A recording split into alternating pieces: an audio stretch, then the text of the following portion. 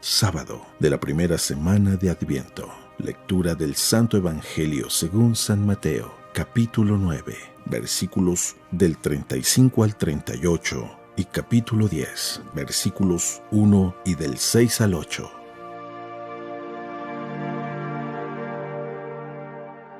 En aquel tiempo, Jesús recorría las ciudades y los pueblos enseñando en las sinagogas, predicando el evangelio del reino y curando toda enfermedad y dolencia. Al ver las multitudes se compadecía de ellas porque estaban extenuadas y desamparadas como ovejas sin pastor.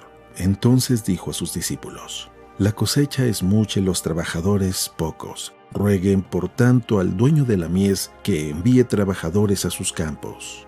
Después, llamando a sus 12 discípulos, les dio poder para expulsar a los espíritus impuros y curar toda clase de enfermedades y dolencias. Les dijo: Vayan en busca de las ovejas perdidas de la casa de Israel. Vayan y proclamen por el camino que ya se acerca el reino de los cielos. Curen a los leprosos y demás enfermos. Resuciten a los muertos y echen fuera a los demonios. Gratuitamente han recibido este poder. Ejérzanlo pues gratuitamente.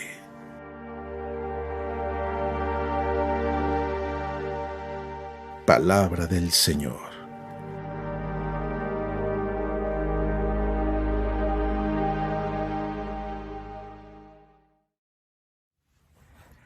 Muy buenos días. Como siempre, la palabra de Dios que nos trae vida, nos trae esperanza, y el día de hoy sigue hablando directo a nuestro corazón. Pongamos atención para escuchar lo que quiere decirnos. Y dice así: En aquel tiempo, Jesús recorría todas las ciudades y los pueblos, enseñando en las sinagogas, predicando el evangelio del reino y curando toda enfermedad y dolencia.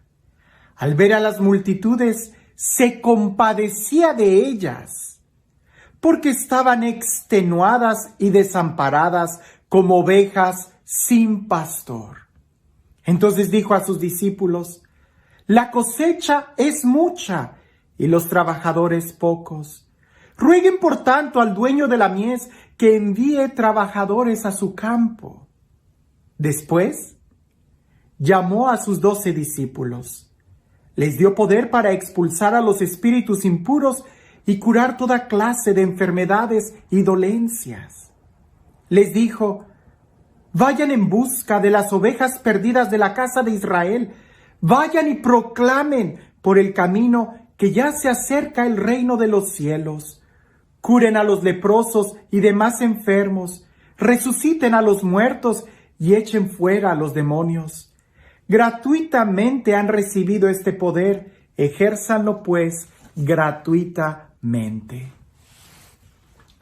Hay algo que nos debe de llamar mucho la atención cuando leemos el Evangelio.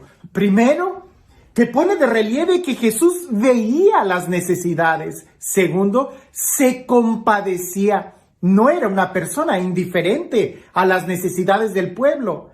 Era alguien que caminaba, que observaba, que veía el dolor y se compadecía.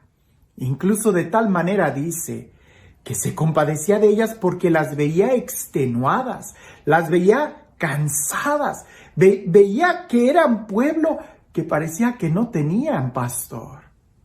De tal manera era el amor de Dios, de Jesús, que logra ver no solamente las necesidades exteriores de un pueblo que quizás pudiera estar pobre, sino que más bien lo que más le enternece y le conmueve a Jesús es el cansancio que llevan por no tener dirección, por no tener guía. Ahora, parece que el trabajo era mucho, de tal manera que rebasaba los límites y las fuerzas de Jesús, pues le dice a sus discípulos: rueguen al dueño de la mies que envíe más operarios. Incluso, esto es lo más bonito, manda llamar a sus discípulos y les encomienda que sigan haciendo la obra que Él hacía. Sanar a los enfermos, resucitar a los muertos, predicar el evangelio. Pero a veces se nos olvida esto. Vamos a un lugar y queremos predicar el evangelio y eso es bueno. Pero hay un paso anterior que en el evangelio Lo dice muy claro y que a veces todos aquellos que salimos y predicamos el Evangelio no lo tomamos en cuenta. El primer paso es mirar la necesidad. Segundo paso, compadecernos. Y hasta después sería el predicar. Porque llegar a un pueblo y tratar de ofrecer una medicina sin antes revisar cuál es la enfermedad puede ser muy peligroso. Claro, alguien puede decir, todo mundo necesita el Evangelio, indudablemente. Pero primero tendríamos que ver cómo se los presentamos. Todo mundo necesita la salud, pero hay que ver qué medicina es la que les damos. Todo mundo necesita conocer a Dios, pero hay que ver primero cómo se los vamos a presentar. Por eso en la evangelización, lo primero y lo fundamental es observar muy bien, ver quién es la gente a la que les vamos a llevar el mensaje y después sentir el dolor de la gente, del pueblo. Y una vez que nos hayamos asociado a ese dolor, que lo hayamos hecho nuestro, será entonces cuando podamos compartir. Será entonces cuando nuestras palabras no sonarán como ideas utópicas, sino que podrán tener raíz en el corazón de las personas que nos van a escuchar. Alguien me podrá decir, bueno, padre, tú me estás hablando de ir a un pueblo, de ir a otro lugar. Esto que te estoy diciendo también se aplica a lo más cercano, a tu propia familia. A veces quieres hablarle a tus hijos sin antes escucharlos. A veces quieres regañar sin antes haber tratado de entender qué fue lo que pasó. Te voy a contar dos experiencias. Una, a mí me pasó. Y otra, un sacerdote nos la contó cuando nos estaba dando la clase de la confesión. Empiezo con la de este sacerdote. Él nos estaba dando la clase de moral, ¿verdad? Y nos habló un poco sobre el sacramento de la reconciliación. Y él dice que nunca olvidó una de sus primeras confesiones, porque él traía toda la teología, toda la moral, traía toda la ilusión de un sacerdote recién ordenado, que cuando esa persona se acerca a confesar con él, le dice, padre, aborté. Y se queda en silencio la mujer. Y el padre empieza a regañarla y a regañarla. Le dice, pero que no sabías que eso es un asesinato y esto y esto y esto. Y la mujer empieza a llore y llore. Y ya cuando el padre termina de darle todo el sermón, le dice, y bueno. Y ella le dice, bueno, padre, pero es que yo no quería abortar. Yo no quería perder a ese niño. Y el padre le dice, ¿y entonces a qué te refieres? Pues tuve una enfermedad y se complicó todo y yo peleaba por el niño. Yo quería tenerlo, pero se me murió en el vientre y traigo ese dolor adentro en mi interior porque tuve que ir con el doctor y me están pidiendo que me haga un degrado y no sé qué hacer. Y al padre le cambió totalmente la mente y sintió, él describe que le cayó un balde de agua fría y le dice, perdóname, hija, no sabía bien lo que te estabas refiriendo. El niño todavía lo tienes en el vientre. Y la mujer llorando le dice, sí, padre, pero ya me dijeron que se murió, que ya lo aborté y yo todavía quiero seguir con la esperanza de tenerlo y los doctores me dicen que me tengo que hacer un degrado porque no está bajando y todas las complicaciones. Y ya el padre totalmente se sintió muy mal, le dio el consejo, la consoló y saliendo de ahí, el padre fue a confesarse de que había pecado de falta de caridad. Dio un consejo, un regaño, predicó sobre la importancia de la vida a la persona equivocada. Hay que escuchar muy bien y después compadecernos. Como por ahí dicen, aún el peor pecador, la peor persona, el drogadicto, el borracho, el alcohólico. Sí, juzgamos severamente esos vicios, pero ¿ya los has escuchado? ¿Ya has sentido lo que hay en sus corazones? Porque creo que no hay una persona que sufra más que aquella que tenga que encontrar una especie de alegría en una violencia, como las drogas, el alcohol, la vida desenfrenada. Cuando yo fui a este lugar de apostolado, se llama San Lucas Totolmaloya, en Aculco, Estado de México, en la República Mexicana. Muy metido, ¿verdad? Una comunidad preciosa. Y cuando yo llegué ahí por primera vez, el párroco muy sabiamente me dice: Everardo, por estas primeras 2 semanas, aunque yo te necesito y necesito que trabajes, es importante que te sientes en la banca y que veas y escuches a la gente sin decirles nada. Tú solamente siéntate y velos.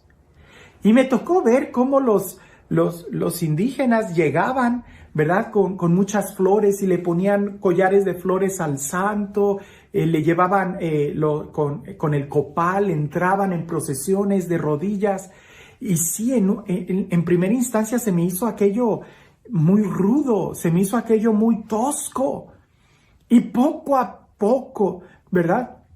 Tuve la oportunidad de ver varias celebraciones. Incluso en el ofertorio, en la misa, le ponían al Padre varias collares de flores. Y ya después de que terminó el primer fin de apostolado, que fue más bien de enseñanza, el Padre me preguntó: ¿qué viste? Y yo le empecé a decir: bueno, Padre, honestamente no me gustó mucho porque el copal, la forma en no es incienso, y yo entiendo. Y el Padre me dijo: no me estás respondiendo a la pregunta. Te dije: ¿qué vistes? Y entonces ya yo le empecé a describir. Bueno, vi que entraban algunos de rodillas, otros entraban en procesión danzando con el copal, otros entregaban flores. Y me dice el Padre: ¿y cómo los vistes a ellos? ¿Cómo entraban? Le dije: no, perdón, no los vi. Yo nada más vi las cosas que hacían, pero no los vi a ellos. Me dijo: la próxima fin de semana, trata de ponerte en sintonía con ellos. Fue muy difícil porque mi formación había sido del norte de la República y entrar directamente a una comunidad indígena se me hizo muy difícil. Pero puedo decir que fue y ha sido una de las experiencias más hermosas que he tenido en mi vida.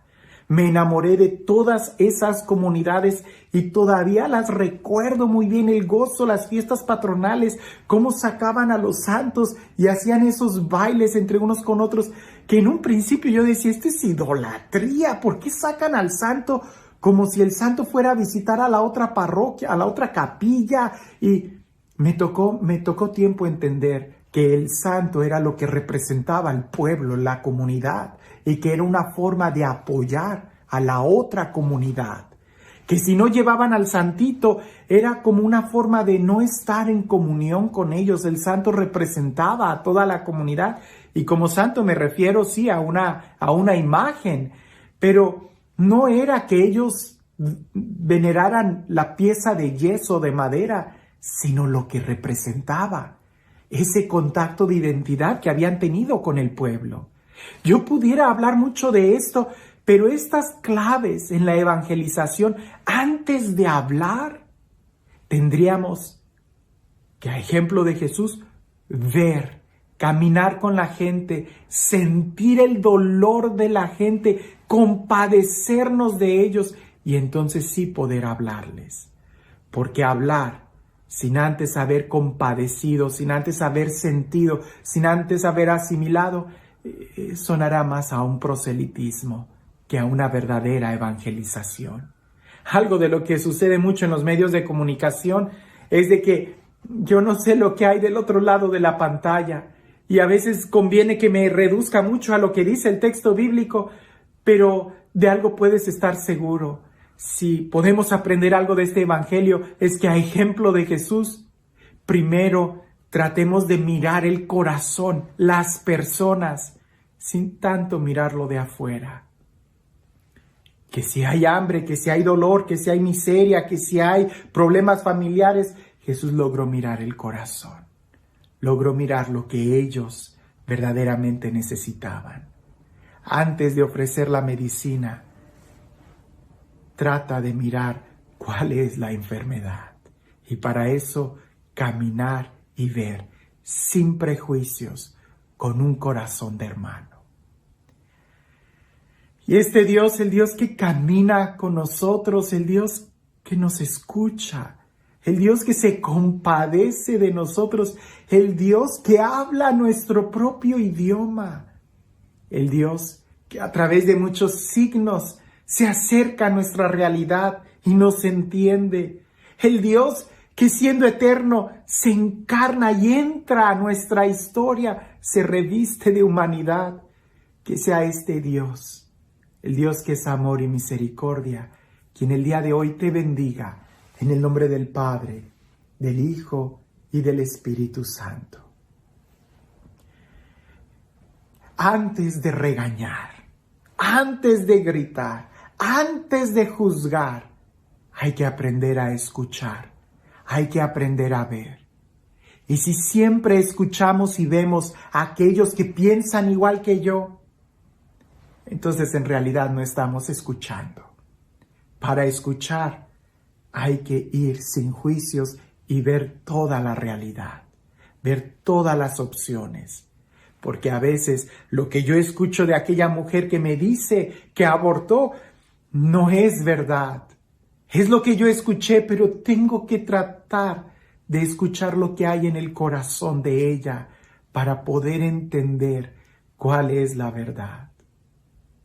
Que el día de hoy podamos, a ejemplo de Jesús, caminar, ver, sentir, escuchar y entonces sí, poder orar a Dios que envíe más trabajadores o, ¿por qué no?, enlistarnos como un trabajador más. Que tengas un excelente día.